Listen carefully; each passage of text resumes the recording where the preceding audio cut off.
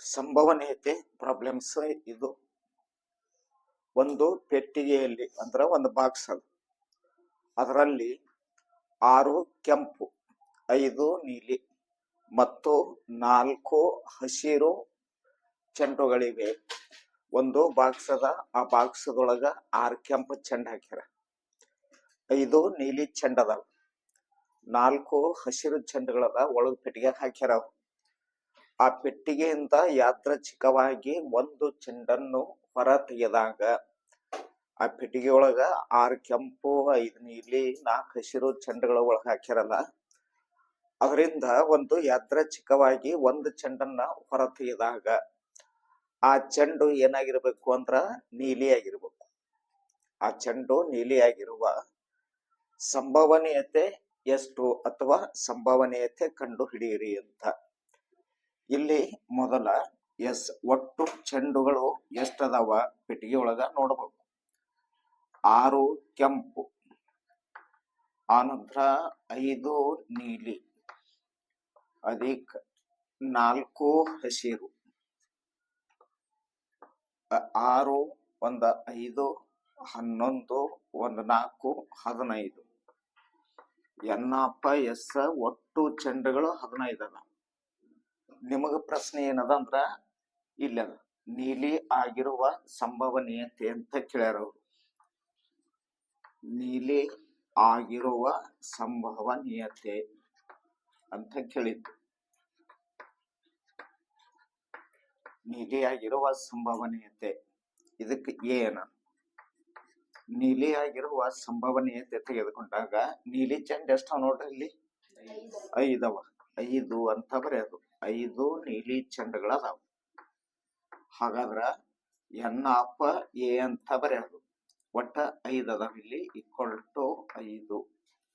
ಇದ್ರದ್ದು ಪ್ರೊಬೆಬಿಲಿಟಿ ಸಂಭವನೀಯತೆ P(a),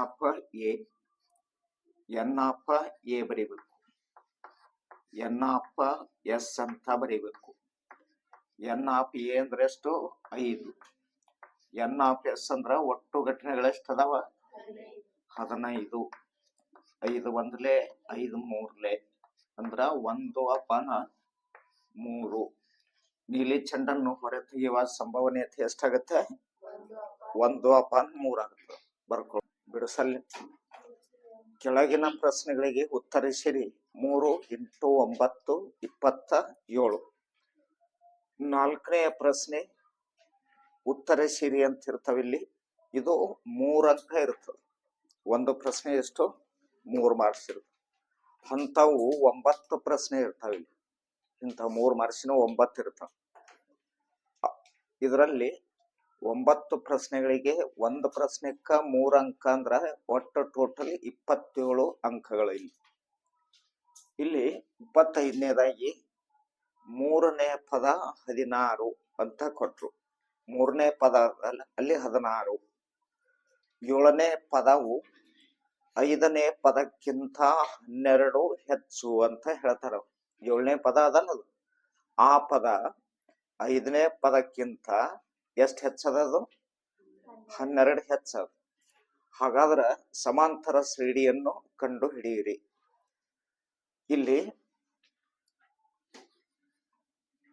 3ನೇ ಪದ 16 ಅಂದ್ರ A3 16 ಅಂತ ಬರೀಬೇಕು. A3 ಅಂದ್ರ ಇದನ್ನೇ ಸ್ವಲ್ಪ ವಿಸ್ತರಿಸಿ ಬರೀಬೇಕು. A3 ಅಂದ್ರ A + 2D = 16. ಹೀಗೆ ಬರೆದ್ರು ಅಷ್ಟೇ, ಇದು ಬರೆದ್ರು ಅಷ್ಟೇ. ಇದು ಶಾರ್ಟ್ ಆಗಿ ಬರ್ದೇವು ನಾವು ಸಂಕ್ಷಿಪ್ತವಾಗಿ. A3 = 16. ಇದನ್ನೇ ವಿಸ್ತಾರ ಮಾಡಿ A + 2D = 16. ಇಲ್ಲಿ ತನಕ ಬಂದ್ರಿ. ಈಗ 7ನೇ ಪದವು 5ನೇ ಪದಕ್ಕಿಂತ 12 ಹೆಚ್ಚು. 7ನೇ ಪದವು 12ನೇ ಪದಕ್ಕಿಂತ 7ನೇ ಪದವು 5ನೇ ಪದಕ್ಕಿಂತ ಎಷ್ಟು ಹೆಚ್ಚು ಅಂದ್ರ 12 ಹೆಚ್ಚು ಅಂತ ಕೊಟ್ರು. 7ನೇ ಪದ ಏನದ ನೋಡು, ಆ ಪದ 5ನೇ ಪದಕ್ಕಿಂತ 12 ಹೆಚ್ಚು ಅಂದ್ರ 7ನೇ ಪದದಷ್ಟು ಆಗ್ಬೇಕಾದ್ರ 5ನೇ ಪದದಲ್ಲಿ 12 ಕೂಡಿಸ್ಬೇಕು. ಅಂದ್ರ ಎ 7 ಅಂತ ಬರೋದು ಎ 5 ಅಂತ ಬರೀಬೇಕು. ಇದು 7ನೇ ಪದ, ಇದು 5ನೇ ಪದ. ಇದರಷ್ಟು 5ನೇ ಪದ ಆಗ್ಬೇಕಾದ್ರ ಇದ್ರಾಗ ಎಷ್ಟು ಕೂಡಿಸ್ಬೇಕು? 12 ಕೂಡಿಸ್ಬೇಕು. ಇಷ್ಟು ಕೆಲಸ. ಎ 7 ಅಂದ್ರ ಎ ಪ್ಲಸ್ 6d ಅಂತ ಬರೀಬೇಕು. ಇದ್ರ ಈಕ್ವಲ್ ಟು ಎ ಅಧಿಕ 4d ಅಂತ ಬರೀಬೇಕು. ಪ್ಲಸ್ ಎಷ್ಟು ಅಂದ್ರ 12 ಈಕ್ವಲ್ ಟು ಎಡಭಾಗಕ್ಕೂ ಎ ಈಕ್ವಲ್ ಟು ಬಲಭಾಗಕ್ಕೂ ಎ.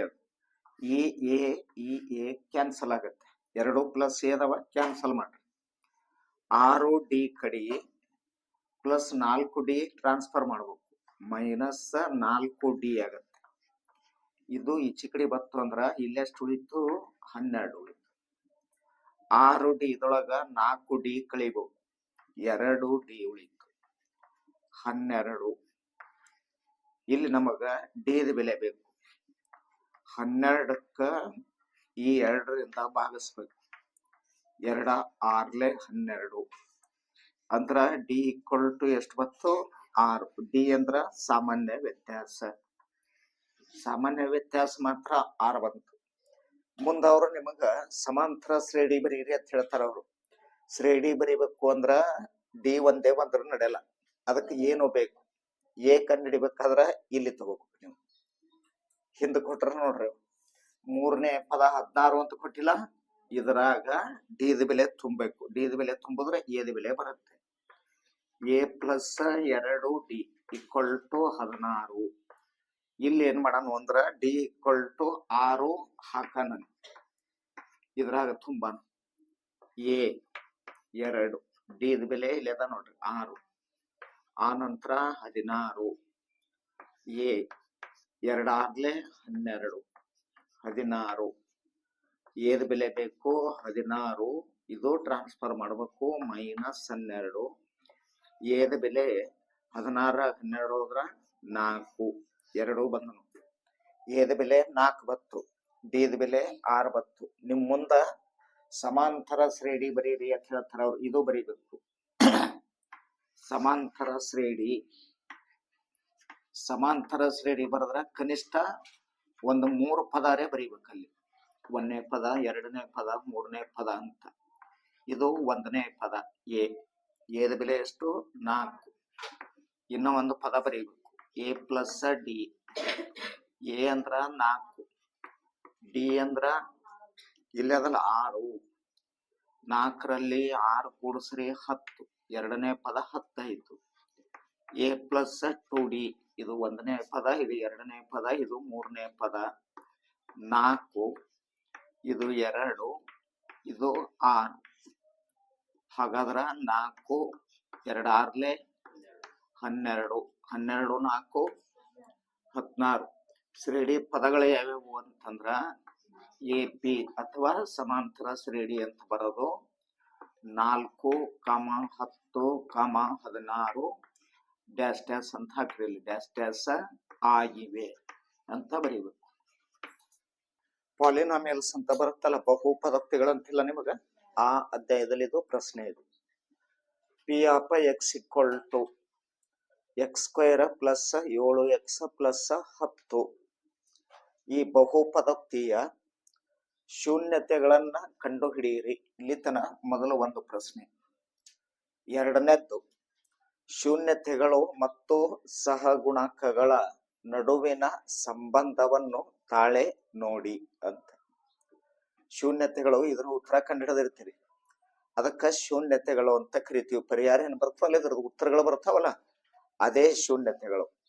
ಮತ್ತು ಸಹಗುಣಕಗಳಂದ್ರ ಎಕ್ಸ್ ಸ್ಕ್ವೇರ್ದು ಸಹಗುಣಕ, ಎಕ್ಸ್ ಅದ ಸಹಗುಣಕ, ಸಿದು ಸಹಗುಣಕ. ಈ ಶೂನ್ಯತೆಗಳಿಗೂ ಮತ್ತು ಈ ಸಹಗುಣಕಗಳೇನದಾವಲ್ಲ, ಇವುಕರ ನಡಬರ್ಕ್ ಏನ್ ಸಂಬಂಧ ಅದ ಅಂತ ಕೇಳ್ತಾನ. ಸಂಬಂಧವನ್ನ ತಾಳೆ ನೋಡ್ರಿ ಅಂತ ಹೇಳಿತ್ತು. ಮೊದಲಿಗೆ ನಾವೇನ್ ಮಾಡ್ಬೇಕು ಅಂದ್ರ ಇದ್ರದ್ದು ಉತ್ತರ ಕಂಡುಹಿಡಿಬೇಕು.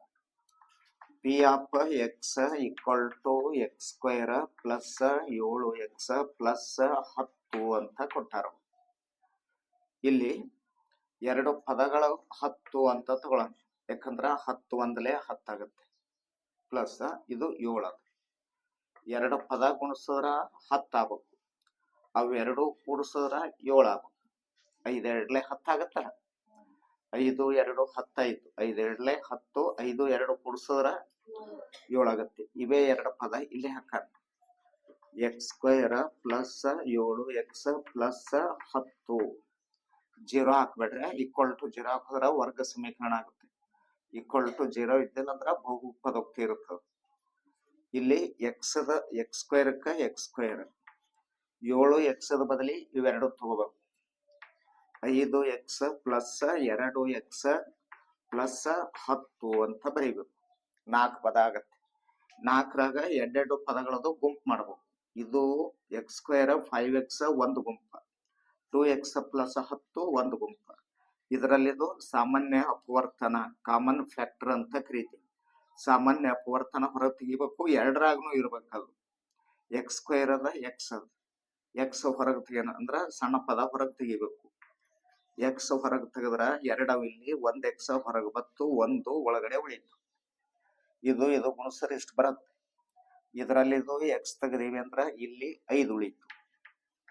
ನೀವು ಪದ ತೆಗೆದಿದ್ದ ಕರೆಕ್ಟ್ ಎಲ್ಲ ನೋಡ್ಬೇಕಾದ್ರ ಗುಣಿಸಿ ನೋಡೋರು ಬರ್ತಾವ ನೋಡ್ರಿ. x² x 5 5x ಇಷ್ಟ ಆದ ಬಳಕ ಇದೇನು ಬ್ರಾಕೆಟ್ ಅದಲ್ಲ, ಇಲ್ಲಿ ನಡಬರ್ಕ್ ಒಂದ್ ಸ್ವಲ್ಪ ಜಾಗ ಬಿಟ್ಟು ಅದನ್ನೇ ಇದೇ ಎತ್ತಿ ಈಚೆ ಕಡೆ ಬರೆಯೋದು.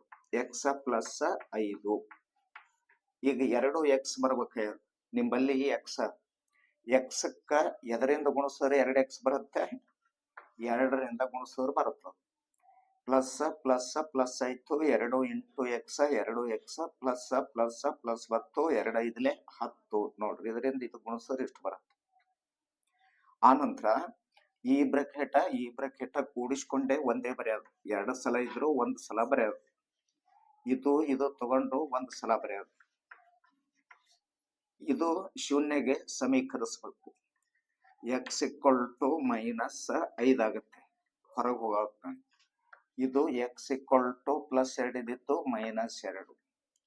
ಇದು -5 -2 ಅದಾವಲ್ಲ, ಇವು ಏನು ಅಂದ್ರ ಶೂನ್ಯತೆಗಳು. ಇವು ಇಲ್ಲಿ ತನ ಬಂದೇವು ನಾವು. ಶೂನ್ಯತೆಗಳು ಕಂಡು ಹಿಡಿಯರಿ ಅಂತ ಹೇಳಿರಲ್ಲ, ಇಲ್ಲಿ ತನ ಬಂದಿವಿ. ಶೂನ್ಯತೆಗಳು ಮತ್ತು ಸಹಗುಣಕಗಳ ನಡುವಿನ ಸಂಬಂಧ. ಶೂನ್ಯತೆಗಳೇನದಾವಲ್ಲ, ಒಂದಕ್ಕ ಅಲ್ಪಾ ಅಂತ ತಿಳ್ಕೊಳ್ಳೋಣ, -5.